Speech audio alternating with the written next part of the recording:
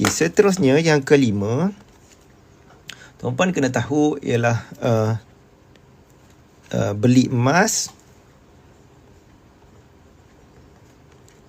duit tak habis.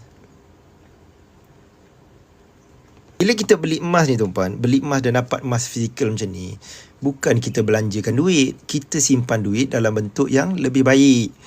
Tuan-puan habis duit beli emas, tak sama dengan habis duit pergi belanja sana sini, tak sama.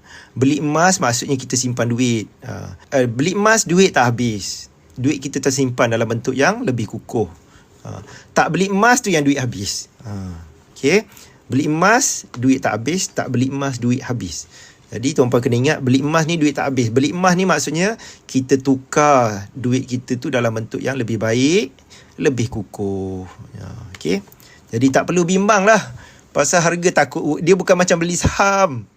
Banyak orang ingat beli emas ni macam beli saham lah.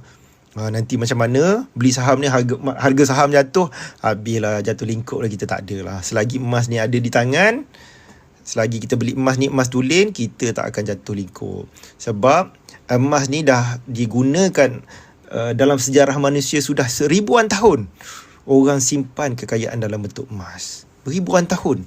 Bahkan kalau dunia ni masih wujud lagi ribuan tahun pun, emas tetap akan digunakan. Ini emas ni adalah duit yang Tuhan cipta. Bukan duit kertas tu yang kita cipta. Duit. By nature dia adalah duit, emas ni. Okay. Okey, seterusnya. Okey, yang keenam. Benda-benda basic ni lah tuan-puan kena tahu. Waktu beli emas. Ni.